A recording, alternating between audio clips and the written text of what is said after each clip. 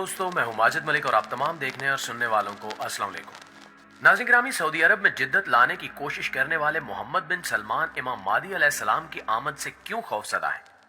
मोहम्मद बिन सलमान जिस तरह से सऊदी अरब को तब्दील कर रहे हैं वो ऐन अहादीस के मुताबिक है, जिनमें सऊदी अरब के हवाले से इंतहाई अहम पेशगोइयां शामिल हैं। सवाल यह है कि कुर्ब क़यामत में अरब के बादशाह किन किन इस्लामी कवानीन को तोड़ेंगे, बादशाहत के नाम पर कौन कौन से शहजादे आपस में लड़ेंगे और इस्लामी रिवायात के मुताबिक ये सब कुछ कैसे और क्यों कर मुमकिन होगा। आज हम आपको अरब के खित्ते के बदलते हालात और इन हालात का क़यामत की निशानियों से ताल्लुक बताने की कोशिश करेंगे। लिहाजा इस कीमती और मालूमाती वीडियो को शुरू से लेकर आखिर तक खुद भी जरूर देखिएगा और अपने दीगर दोस्तों के साथ भी शेयर जरूर कीजिएगा। तो आइए चलकर मौजू का बाकायदा आगाज करते हैं। नाज़रीन गिरामी, इमाम मादी का ज़हूर चूंकि अरब की सरजमीन पर होना है तो इस हवाले से सऊदी अरब काफी अहमियत का हामिल है। इस वक्त सऊदी अरब में मोहम्मद बिन सलमान की बादशाहत है और मोहम्मद बिन सलमान बहुत तेजी से सऊदी अरब के कवानीन में तब्दीलियां कर रहे हैं। इसी सिलसिले में 2023 वियन और न्यूम शहर का कयाम भी शामिल है। लेकिन हमारे प्यारे नबी हजरत मोहम्मद सल्लल्लाहु अलैहि वसल्लम ने इसके बारे में 1400 साल कबल ये खबर दे दी थी कि अरब की सरजमीन में किस हद तक तब्दीली रूनुमा होगी। हजूर पाक सल्लल्लाहु अलैहि वसल्लम की एक हदीस मुबारक में बयान है कि इमाम महदी के ज़हूर से पहले अरब के 3 शहजादों में लड़ाई होगी। आप ये जानकर शिश्तर रह जाएंगे कि इस वक्त सऊदी अरब के 3 शहजादे हैं जो कि ताजो तख्त हासिल करने के लिए खुद को अहल समझ रहे हैं और मोहम्मद बिन सलमान ने खाना जंगी से बचने के लिए इनको अहम ओहदों पर तैनात भी कर रखा है। उलमा के नजदीक हदीस में जिन 3 शहजादों की लड़ाई का जिक्र आया है, मुमकिन है वो मौजूदा दौर के सऊदी शहजादे ही हों। मोहम्मद बिन सलमान ने कुछ इस्लाम मुखालिफ इकदामात भी उठाए हैं, जिनमें मौजूदा रमजान में लाउड स्पीकर पर पाबंदी लगा दी गई है, बच्चों के मस्जिद में आने पर पाबंदी, इसके अलावा तरावी की नशरियात भी बंद करवा दी गई हैं। इस तरह के इकदामात मोहम्मद बिन सलमान की शख्सियत को मशकूक बना रहे हैं। मुद्दा यह है कि इमाम मादी का ज़हूर होता है तो सऊदी शहजादे को अपने ओहदे से बर्खास्त होना पड़ेगा, क्योंकि जब इमाम मादी का ज़हूर होगा तो सब मुसलमान इमाम मादी को अपना रहनुमा और बादशाह मान लेंगे। दोस्तों, यूं तो नबी पाक सल्लल्लाहु अलैहि वसल्लम ने कयामत की बहुत सारी निशानियां बयान की हैं, जिनमें एक हदीस मुबारक ये भी है कि ऊंटों और बकरियों के चरवाहे बरेना बदन और नंगे पांव होंगे। वो एक दूसरे से मुकाबला करते हुए लंबी लंबी इमारतें बनाएंगे और फख्र करेंगे। आज अकल हैरत ज़दा है कि सऊदी अरब के शहर रियाज को ही देख लें। फलक बोस इमारात जा बजा सर उठाए खड़ी हैं और बुलंदो बाला इमारतों का ये मुकाबला आज अपने अरूज पर पहुंच चुका है। दुबई में बुर्ज खलीफा पहले से कायम था और अब बुर्जुल अरब बनने जा रहा है। बुर्ज खलीफा की इमारत दुनिया की सबसे ऊंची इमारत बनी तो साथ ही शहजादा वलीद बिन तलाल ने जद्दा में इससे भी बड़ी इमारत बनाने का ऐलान किया, जो धड़ाधड़ बनती चली जा रही है। यानी मुकाबला अपने अरूज पर है कि अरब दुनिया की इमारतें सारे जहान से ऊंची हो चुकी हैं और जो मेरे प्यारे रसूल हजरत मोहम्मद सल्लल्लाहु अलैहि वसल्लम ने 1400 साल पहले फरमाया था वो अब पूरा होता दिखाई दे रहा है।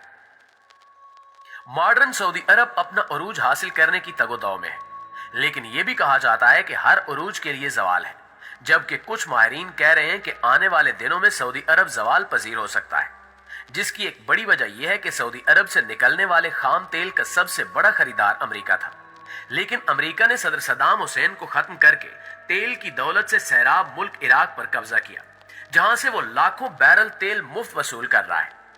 तेल की गिरती मांग ने तेल की कीमतों को निचली सतह पर पहुंचा दिया है, जिससे अरब ममालिक का सुनहरा दौर खात्मे के करीब है। मगर यहां सवाल यह पैदा होता है कि इस जवाल के बाद क्या होगा। दोस्तों, अब जरा दूसरा रुख भी देख लीजिए। अल्लाह के रसूल सल्लल्लाहु अलैहि वसल्लम की एक और हदीस मुबारक है कि कयामत से पहले सरजमीन अरब दोबारा सरसब्ज हो जाएगी। कौन सोच सकता था कि सरजमीन अरब के सहरा और खुश्क पहाड़ों की सरजमीन एक बार फिर सब्जे से लहला उठेगी।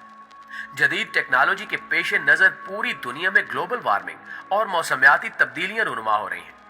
नतीजा ये निकला है कि सऊदी अरब में बेमौसम बारिशें होना शुरू हो गई हैं। सऊदी अरब में एक सैलाब कुछ अरसा कबल आया था, जिसमें कुछ अफराद मौत की आगोश में भी चले गए थे, जबकि अरब सरजमीन जिसे पहले ही जदीद टेक्नोलॉजी के काम में लाकर सरसब्ज बनाने की कोशिश की जा रही है, अब वो कुदरती मौसम की वजह से भी सरसब्ज बन रही है। सऊदी अरब गंदम में पहले ही खुद कफील हो चुका है। अब वहां खुश्क पहाड़ों पर बारिशों की वजह से सब्जा उगना शुरू हो गया है। بارشوں کی وجہ سے آخر کار حکومت کو ڈیم بنانا ہوں گے جس سے پانی کی نہریں نکلیں گی، اس سے ہریالی ہوگی، فصلیں لہلہا اٹھیں گی، اور یوں یہ پیشگوئی بھی اپنے تکمیل کے مراحل سے گزرنے جا رہی ہے۔ جو ہمارے حضور نبی کریم صلی اللہ علیہ وآلہ وسلم نے فرمایا تھا اسے ہم اپنی آنکھوں سے دیکھتے جا رہے ہیں۔ اگر احادیث مبارکہ پر غور کریں تو مشرق وسطی کے زوال کا آغاز ملک شام سے شروع ہوا، شاید عرب حکمران اس سے لا تعلق بنے رہے۔ اسی سے متعلق حدیث پاک میں ارشاد ہے، رسول اللہ صلی اللہ علیہ وآلہ وسلم نے فرمایا کہ جب اہل شام تباہی اور بربادی کا شکار ہو جائیں تو پھر تم میں سے کوئی خیر باقی نہیں رہے گی۔ یہ واضح ہے کہ احادیث مبارکہ کی روح سے شام اور اہل شام سے امت مسلمہ کا مستقبل وابستہ ہے۔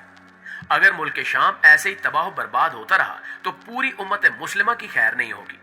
مسلم سکالرز کی تحقیق کے مطابق ملک شام 90% تک تباہ ہو چکا ہے اور صرف 10% باقی ہے، یعنی ملک شام مکمل تباہی کے بعد اب نزع کے عالم میں آخری ہچکیاں لے رہا ہے۔ اس حدیث مبارکہ کے حساب سے عرب ممالک کے سنہرے دور کے خاتمے کی اہم وجہ ملک شام کے موجودہ حالات ہیں۔ گویا کہ نبی کریم صلی اللہ علیہ وآلہ وسلم کی ایک اور پیشگوئی کی علامت ظاہر ہو رہی ہے یا ہو چکی ہے۔ ناظرین، خیال رہے کہ ملک شام کے متعلق اسرائیل، روس، ایران اور امریکہ، ان سب ممالک نے جو بھی جھوٹے بہانے بنائے، ان سب کا اصل ٹارگٹ جزیرت العرب ہے، کیونکہ کفار کا عقیدہ ہے کہ دجال مسیح ہے۔ اس وجہ سے یہ لوگ دجال کے استقبال کے انتظامات کر رہے ہیں، جس کے لیے ان سب ممالک کو مل کر عرب ممالک میں عدم استحکام پیدا کرنا ہے، کیونکہ ملک شام پر یہود و نصارہ قبضہ کرنا چاہتے ہیں اور یہ حضرت امام مہدی کے ظہور سے قبل ہو کر ہی رہے گا۔ کتاب الفتن میں ہے کہ آخری زمانے میں جب مسلمان ہر طرف سے مغلوب ہو جائیں گے، مسلسل جنگیں ہوں گی، شام میں بھی عیسائیوں کی حکومت قائم ہو جائے گی، سعودی عرب، مصر اور ترکی بھی باقی نہ رہیں گے، ہر جگہ کفار کے مظالم بڑھ جائیں گے، امت آپسی خانہ جنگی کا شکار ہو جائے گی، عرب خلیجی ممالک، سعودی عرب وغیرہ میں بھی مسلمانوں کی شان و شوکت والی حکومت نہیں رہے گی۔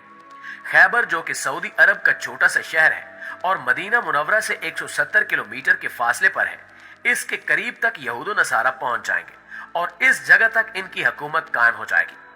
بچے کچھ مسلمان مدینہ منورہ پہنچیں گے، اس وقت حضرت امام مہدی علیہ السلام مدینہ منورہ میں ہوں گے۔ دوسری طرف دریائے تبریہ بھی تیزی سے خشک ہو رہا ہے، جو کہ حضرت امام مہدی علیہ السلام کے ظہور سے قبل خشک ہو جائے گا۔